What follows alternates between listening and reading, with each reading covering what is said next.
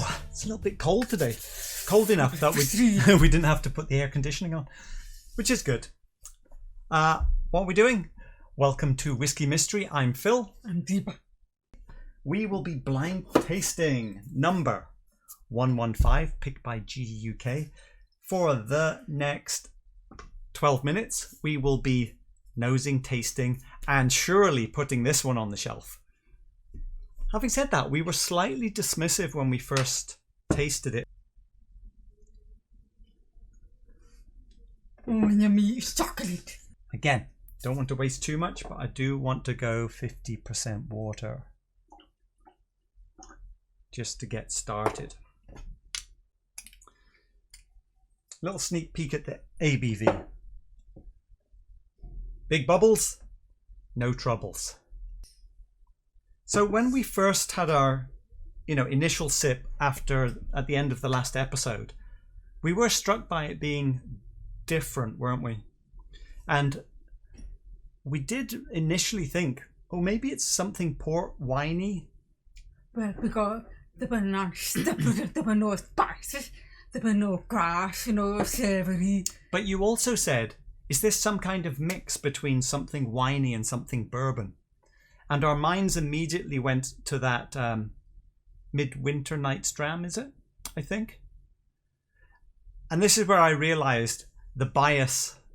We've never been unbiased, but I'm no longer unbiased at all, because we know enough, having got through over 100 bottles, to now have our own prejudices coming in. So even when we're blind tasting, I've noticed when I started thinking it was that one, I was like, oh.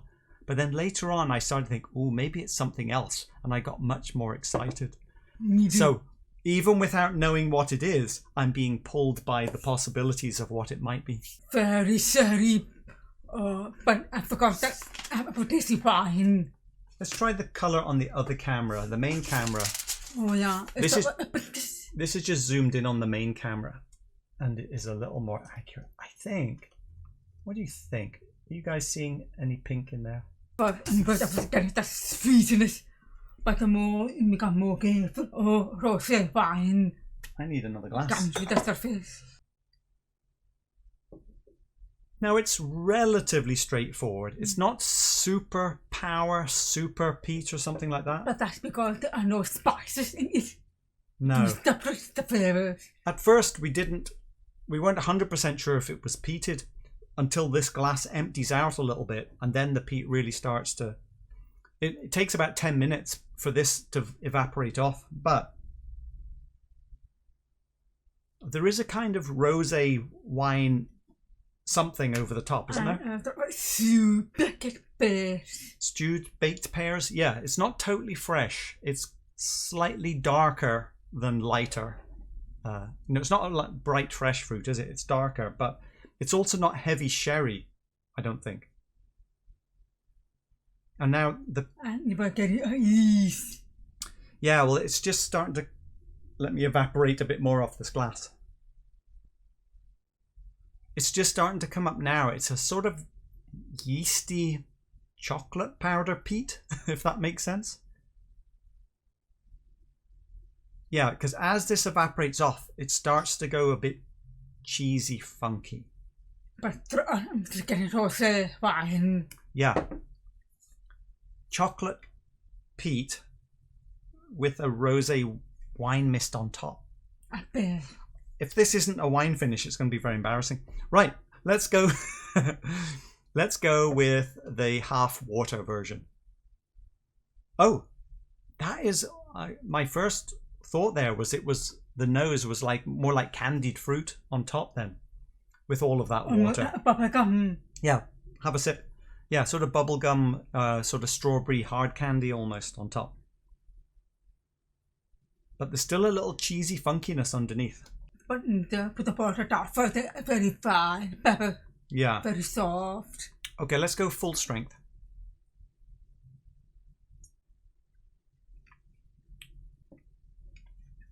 Oh. Very almost sloppy, but not a wine way. It's quite hot, so ABV I can tell you. Let's do a bit of ABV. Okay, there's today's. Compared to 48. Nope. 50. That is closer, isn't it? Oh, I see a couple of questions. Let's see. Roman B. Is it finishing sweet? Is the finish sweet on it? Getting very fine pepper. Not that sweet, but it's also not that pretty. I would say it starts more sweet. It's slightly pear liqueur at the beginning. Not much. Pretty quickly the herbal pepperiness comes in. Almost a chocolate pepper. Yes. Chocolate pepper dust. And it actually finishes quite herbal for me. I think it's slight yeasty finish. Slight yeasty finish. Yeasty. There is a slight, like the peat isn't strong, is it? If it's peated. Let's go back to our glass here. So you've got this pretty stronger than old Ballantrum. Well, see, no, Old Ballantrum is way more peated. But now, here I'm getting this. No. Right. This empty glass it's coming up now, though. Beautiful. And it is a slightly cheesy chocolate peat. Bastard stopping it up fine and whiskey together. Relatively young, though, I think. Oh, but they are 15 to 18 because of the finish. Let's have some subscribers. Right. Better or worse?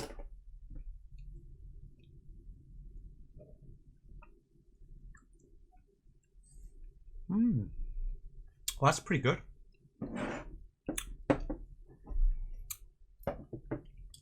I like both. Yeah, pretty similar.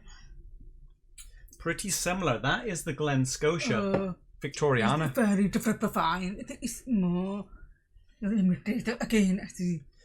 But peat levels may be similar. I think it's every darker at that way. It's darker. Yeah, okay. Easy. Better or worse? Have a sip of water first. It's also good. Better. It's very distinctive. That one is this Springbank Sauterne. It's quite a bit stronger. But that means we're talking about it being somewhere up here.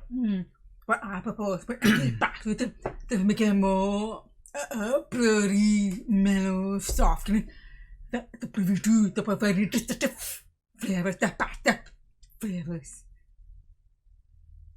Wow.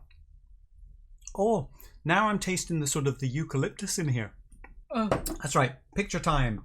You've all had a chance to look at the picture with the thumbnail, but yeah, those little blue bits are sort of eucalyptus, and the green bits in the fainty direction is more like the cheesy, peaty bits. Quite a lot going on. I think it's time to start guessing because time is up. This is where my mind went. Remember when I was saying earlier about how I started to feel biased in the other direction? When I started to think it could be Longrow. We have a Longrow Malbec, 13 years at 51.3. And we also have a 250ml trade, which is the 11-year Cab Franc.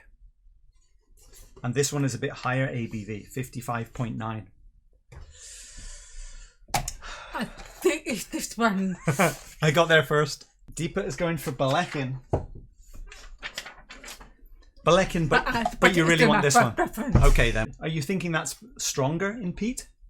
Oh, is it? No, do you think it's stronger? No, I don't know anything about it. Right. Deepa's going for the Springbank. I'm going for the Longrow Springbank. I better move on. Exactly. Ready for the reveal? Here we go. ABV is 51 something. It is 13 years old. How many? $118. It is a Campbelltown. Oh, and it is a Longrow Which one? It is the Longrow Malbec. Yes!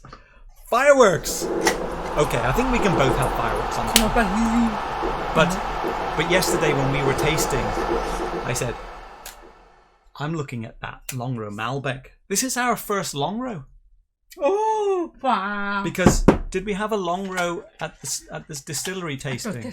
Maybe there was a little sip. Officially, this is our first Longrow from the fine Mitchell company. And it's really peated, but it's not obvious. The peat level isn't massive. Graham, fireworks for you as well. Okay. And the ground is like more peat. Yeah. What level is Longrow peated? Difficult. Okay, let's have a look. Age 13 years, peated Campbelltown single malt, 51.3.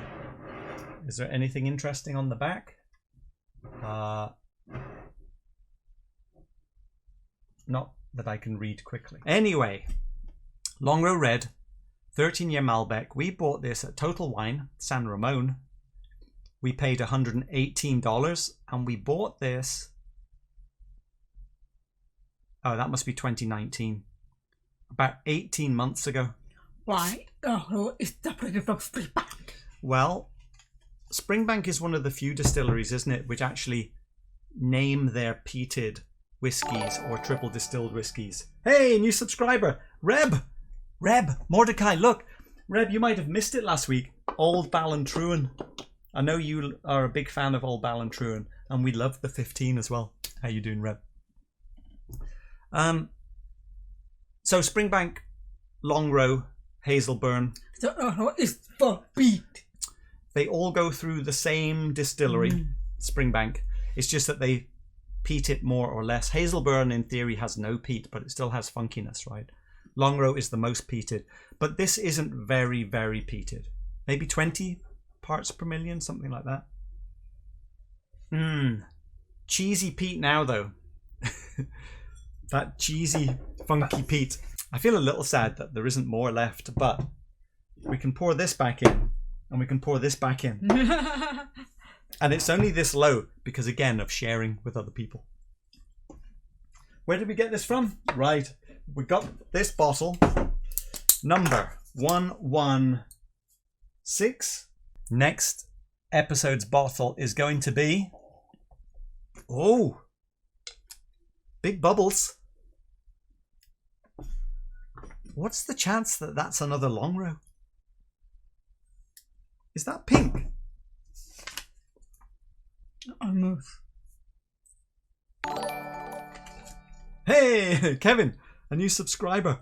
Thank you very much. Oh. Well, it doesn't taste the same. I'm going to... Let me put this here so we don't mix them up. But there's some campfire going on in there, isn't there? It's what? It's like...